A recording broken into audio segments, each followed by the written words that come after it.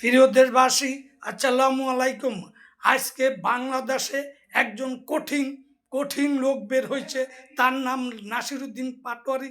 না আছে তার মুখে হাসি, না আছে তার মুখে ভালো একটা কথা, না আছে তার মুখে তার লজ্জা, বেহায়াপনা। একটা ছেলে, তিনি তিনি মির্জা আব্বাসের সমালোচনা করতে করতে সুস্থ লোককে অসুস্থ বানাই যাচ্ছে এবং ইঞ্জিনিয়ার ইশাক হোসেনের মতন ছেলেকে সে সমালোচনা করতে তাকেও বিরক্ত করেছেন। এবং বাংলাদেশের হেফাজত ইসলামের যে বাবু নগরী, তার বিপক্ষে সে সমালোচনা করছে। এবং বাংলাদেশের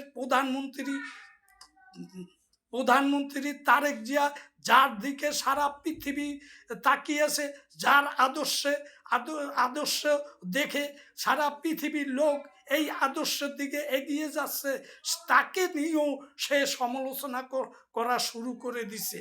তাই আমি স্বরাষ্ট্রমন্ত্রীর দৃষ্টি আকর্ষণ করে বলছি আপনি এই লোককে যদি এখন কন্ট্রোল না করেন, এইরকম আরো বেয়াদব বহুত লোক বের হবে, তখন এদেরকে কিভাবে কন্ট্রোল করবেন? আমি আপনাকে অনুরোধ করছি, আপনি এরকে কন্ট্রোল করেন, না হলে কঠিন বিপদে পড়ে যাবেন তারেক জিয়ার সরকার। আব্বাস এখন অসুস্থ, এখন লাগছে তারেক রহমানের পিছনে। উনি কেন গণ অভ্যুত্থানের পরে দেশে আসলো না? উনি কার সাথে চুক্তি করে এসেছে? জনগণের সামনে ক্লিয়ার করুক। নাকি কে অধিকার দিচ্ছে আওয়ামী লীগের লোকদেরকে পুনর্বাসন করার জন্য? আপনারা কি মনে করেন তারেক রহমান অনেক কিছু? মির্জা আব্বাস এখন অসুস্থ, এখন লাগছে তারেক রহমানের পিছনে। উনি কেন গণ অভ্যুত্থানের পরে দেশে আসলো না?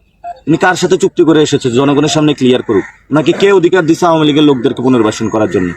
আপনারা কি মনে করেন তারেক রহমান অনেক কিছু? মির্জা আব্বাস এখন অসুস্থ, এখন লাগছে তারেক রহমানের